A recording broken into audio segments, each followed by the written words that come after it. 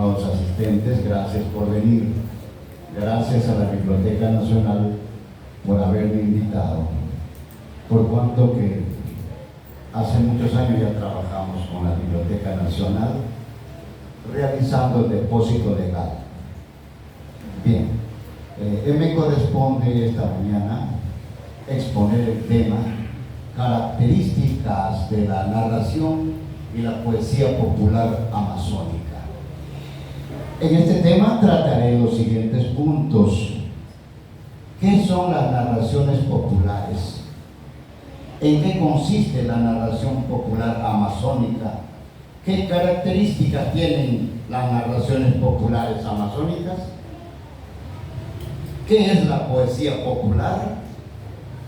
¿En qué consiste la poesía popular amazónica? ¿Qué características tiene la poesía popular amazónica? Bueno, durante el tiempo que estoy acá, 40 años en Loreto, yo vine como maestro en 1984. Soy de la región Ica, provincia de Pisco. Tengo 66 años. He escrito varias obras literarias, cuentos de la selva amazónica, romances de la selva, que es poesía, sentimiento amazónico, que es poesía. Luego he escrito Bingo, el pobre perrito despreciado. Luego he escrito La captura del Chapchico. Seguidamente escribí El hombre que se convirtió en Wangana, etcétera, etcétera, y la gran novela El misterioso cementerio del patrón. Esta novela me ha traído grandes logros. Últimamente he publicado a nivel mundial mi bestseller, Semilla Morena. Bien, vamos a tratar de lleno ya acerca de nuestro tema que tenemos que ver el día de hoy. ¿Qué son las narraciones populares? Tenemos que saber que el pueblo común y corriente, estimados escritores, estimados estudiantes, ellos también crean narración. Los escritores que me han antecedido han dicho que efectivamente hay que mejorar, es cierto.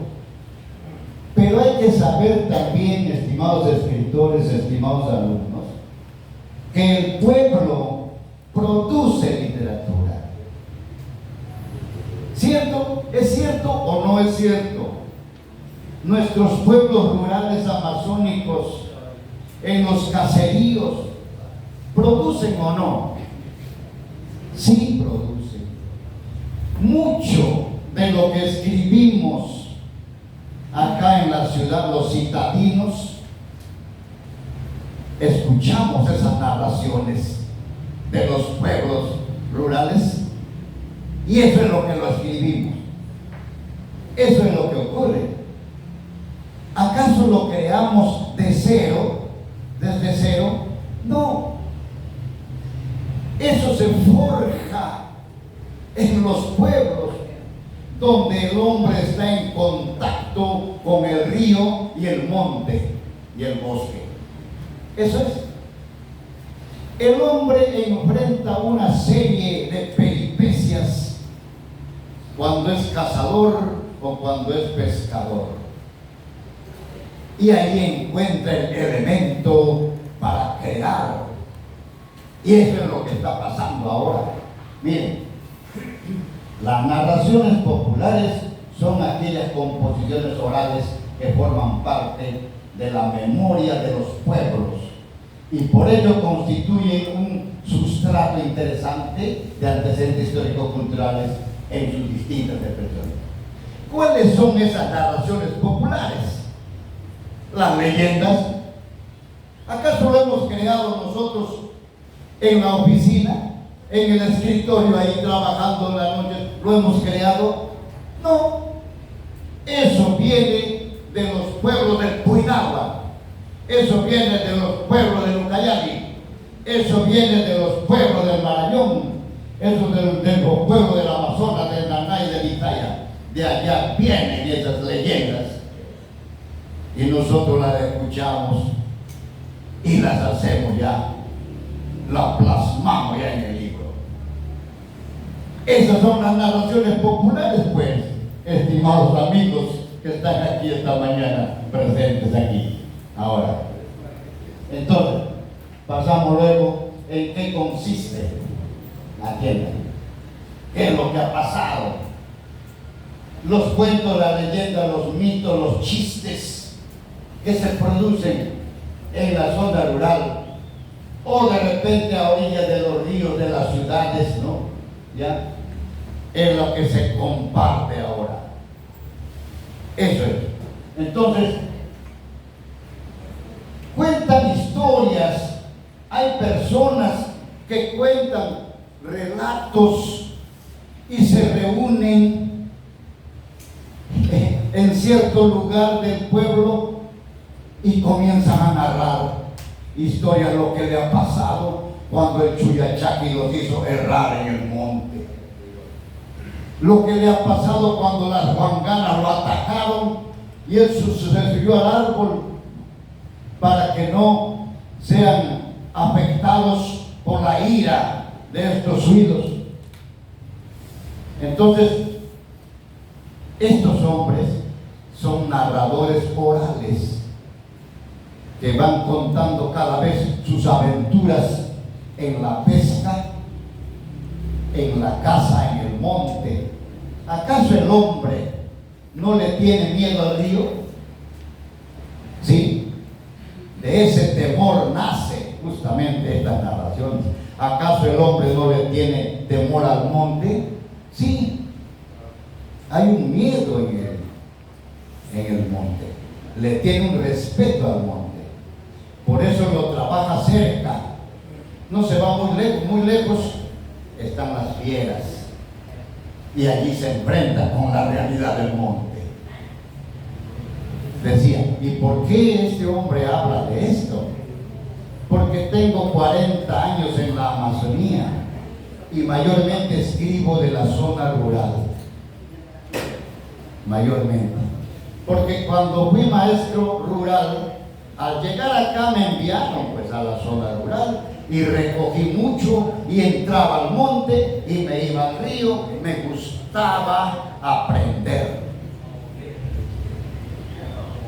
y escuchaba a esos narradores orales todo lo que ellos narraban, todos esos acontecimientos. Alumnos, estimados escritores, eso lo he grabado, por eso escribo con mucho entusiasmo. Ahora bien, para que una narración se lleve a cabo, los hechos tienen que estar relacionados con su realidad, con sus vivencias. No puede ser una narración de otro lugar, tiene que ser de acuerdo al lugar donde ellos están viviendo. Siguiente. Entonces, le quería decir que las narraciones, ¿quiénes lo hacían en la antigüedad? Esas narraciones. Lo narraban. Habían grandes narradores. Antes no había la radio, la televisión. En la época antigua y en la Edad Media no había. Entonces los juglares, ¿no?, se encargaban de ir de pueblo en pueblo llevando estas novedades, estas narraciones. Bueno, y los pobladores ribereños y citadinos, no crean que solo los ribereños hacen narraciones, también los citadinos, unos con la realidad rural, con su realidad donde viven, que el pescado, que la boa, ¿no?, la sirena, etcétera, etcétera. que es la realidad más rural. Pero en la ciudad existen otras realidades, como por ejemplo la azucena, ¿cierto o no? Es de la ciudad, un hecho. En la ciudad también se están presentando otros hechos, como sucede con los mototaxis, ¿no? Que llevan a una señorita de pasajera, está llevándola, y cuando llega al destino, voltea, no está la señorita. Entonces dice, ha sido un fantasma. Eso sucede. En la ciudad hay otros hechos, pero se diferencian ambos. Se diferencian tanto de la zona rural como el de la ciudad. En la ciudad está un perrito que se pierde por seguilón o por seguidor de su dueño. El dueño sube a la mototaxi y se va, pero el perrito está siguiéndole por la calle, corriendo. La mototaxi agarra una avenida principal y toma mayor velocidad, y el perrito sigue corriendo hasta cansarse y perderse. Es otra realidad, la realidad citadina. Entonces, cada vez se van incrementando estas narraciones. Ahora, una es la narración oral, que es la que estoy tratando ahora, la narración popular. Y otra es la del escritor, la que recoge esas narraciones. Y hay escritores que a veces también no tienen experiencia rural, entonces solamente escriben, ¿no?, en gabinete. Siguiente. La poesía popular. La poesía popular, al igual que las narraciones orales, eran cantadas, versificadas por los aedos, por los juglares, por los rapsodas. ¿Acaso aparece completa? No. Poco a poco el poeta le va incrementando. Miren, el aedo recoge una parte, pero después, a medida que pasan los días, va incrementando, va aumentándole. Entonces se hace una narración completa. Entonces, ¿cómo decir que se agregan más capítulos? Eso es lo que sucede. Pero, en fin, nace rural. Y teníamos, por ejemplo, los mesteres, por ejemplo, ¿no? El mester de juglaría, o sea, los juglares, los que cantaban la poesía, ¿ya?, en versos, versificando siempre. Y el mester de clerecía, que eran en ese tiempo los sacerdotes que escribían la poesía en la parroquia. Eso es, habían dos. Ahora el sacerdote también escribe, pero ha surgido el grupo, pues, no ya en estos tiempos, desde la Edad Media ya comienza a aparecer un grupo muy férreo, muy bueno, que son los escritores profesionales. Aquí en la Amazonía tenemos muy buenos poetas profesionales, aquí en la Amazonía, que cantan al amor, básicamente al amor. Eso es lo que he observado. Entonces, la poesía canta a los dioses, a las costumbres de la comunidad, ¿ya? Entonces, pero esta poesía más está relacionada con los cantos, ¿ya?, que es lo que va a perdurar, más con las canciones. Siguiente, por favor. Entonces, tenemos que existe una serie de hechos, ¿no?, que se da en la minga. La minga es un trabajo ancestral. Allí laboran muchos trabajadores en chacra ajena. Están allí cultivando, están sembrando, ¿no? Pero en ese trabajo cotidiano se inventan versos. Vamos a ver si es cierto o no. Vamos a ver. Por ejemplo, dice así: buenos días con todos los que están, menos con el Abraham. Ahí está el verso que lo ha dicho una de las chicas, ¿ya? Y el Abraham le contesta: adiós, vieja lunareja, ¿por qué Dios habrá permitido que seas piscota hasta vieja? ¿Cómo ellos inventan, estimados amigos? Pero son versos sencillos, o sea, simples, que nace de ellos, de su sentir, de su vivencia. Y luego, en la zona rural, ¿no? En estos lugares, se acompañan estas poesías con una serie de instrumentos, pero también han surgido canciones de esas poesías, como le cantan al pífano, al tacacho, como han salido esas canciones, ¿no? A el platanito, el pucacuro, a las frutas, las aves, el tunchi, etc. Una cantidad de composiciones. Siguiente, por favor. La poética popular se caracteriza por lo siguiente: sus versos son cortos, no son los versos como de los escritores ya más preparados, que tienen carrera, ¿no? Que tienen licenciatura, licenciados, son magísteres, doctores. No, ellos hacen versos cortos. Vamos a ver si es corto. Barbita, barbita, ¿para qué creciste? ¿Para pasar noches felices y días tristes? Mira, esos versos son cortitos, que han hecho ellos, y yo los he recogido. No ha nacido de mí, es esos versos.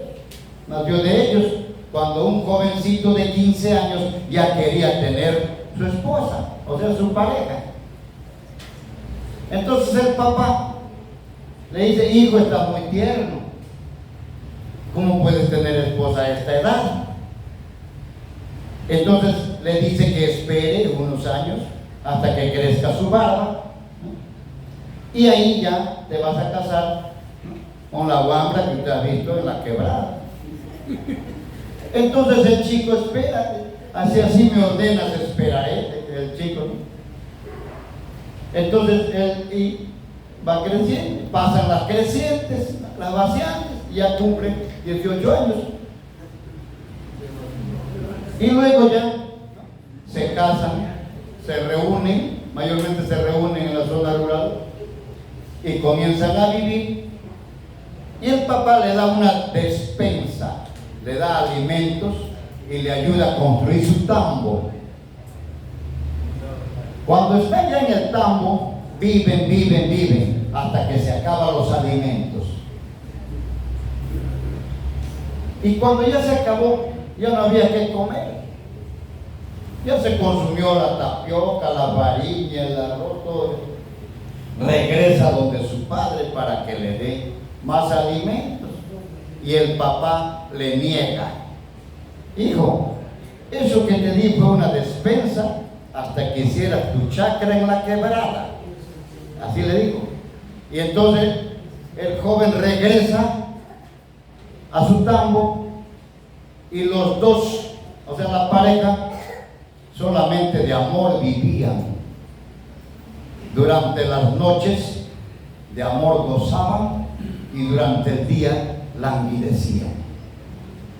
Es por eso que él, ¿no?, hace ese verso diciendo: barbita, barbita, ¿para qué creciste?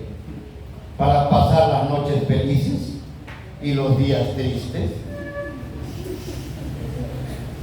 Y así, más versos en la Amazonía, por supuesto, ¿ya?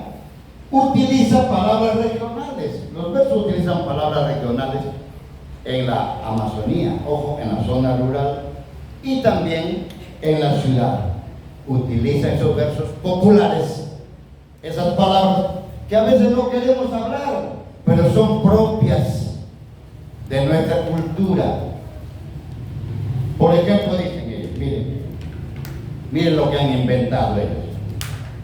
Darás, darás, por mi garganta pasarás, pero nada me harás. Esos son versos de ellos. Eso no lo inventé yo. Y después dice: chuchuringoche, chuchuringoche, a la medianoche. Chuchuringada, chuchuringada, a la madrugada, que no me hace nada. Miren esos versos que hacen ellos, ¿no? Llama la atención. Esa es la poesía popular. Popular porque nace del pueblo, de su sentir de ellos, ¿no?, de sus actividades cotidianas, ¿ya? Entonces, ¿habrá otra más o ya termina con eso? ¿Sí? Ya. Entonces, estimado público, esa es la poesía popular, es oral, es oral. Pero, como ya les dije hace un momento, los doctores, ya conocedores, que ya sabemos mucho pues acerca de esto de la literatura, ya lo mejoramos y publicamos los libros. Solamente lo que le quiero decir, que la poesía popular existe y siempre va a existir, ¿ya? He traído ahora aquí una poesía popular. Todas son de versos cortos. La poesía popular, repito, son de versos cortos. Y algo quería hacer hincapié. La poesía popular siempre es versificada. Versificada y rimada. Miren, aunque Walt Whitman, él dijo, la rima ya queda a un lado, ¿no?, porque aquí hay otra propuesta. Pero el pueblo sigue rimando. Y siempre va a rimar el pueblo. Porque eso está, él ya ha aprendido a través de la historia. Nosotros ya como estudiosos, ¿no?, ya hemos cambiado la versificación, lo que es el verso ya libre, pero ellos no van a cambiar. Ya. He traído ahora una composición poética de la zona rural,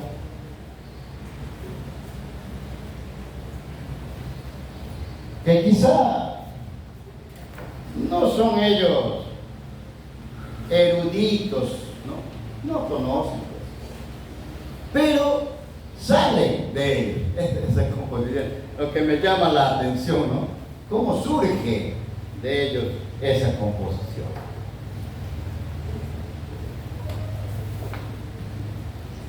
Aquí, por ejemplo, dicen gallo viejo poetisto. Ellos no dicen poeta, gallo viejo poeta, ¿no? Poetisto, dicen ellos. Esa es su forma de hablar de ellos. Esa es la poesía popular que les voy a hacer entrega ahora. Un momentito.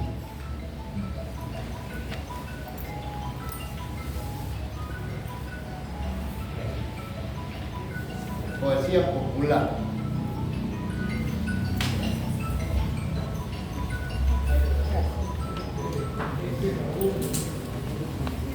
Sí, ayúdenme por favor acá a los señores también.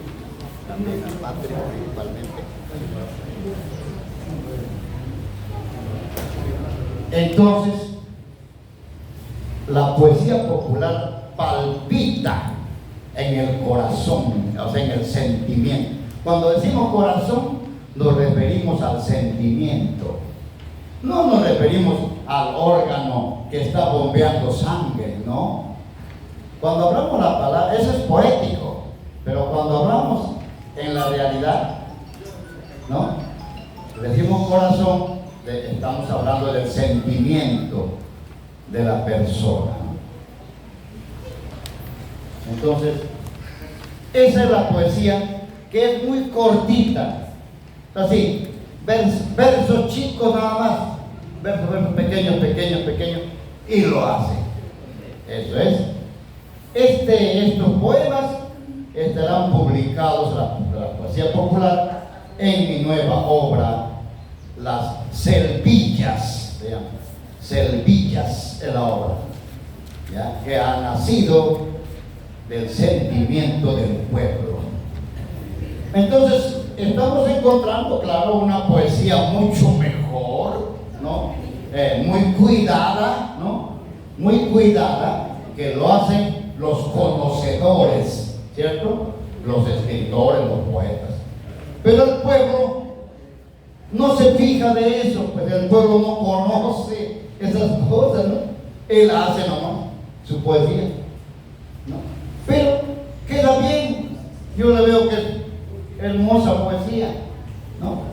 Y va rimando siempre, va buscando la rima. No exactamente, quizá bien consonante, quizá no, pero por allí está cayendo la rima asonante, consonante, está yendo, está jugando ahí, ¿ya? Eso quería yo manifestar esta mañana a ustedes, mencionando el tema de, ¿no?, la narración y la poesía popular. Muchísimas gracias.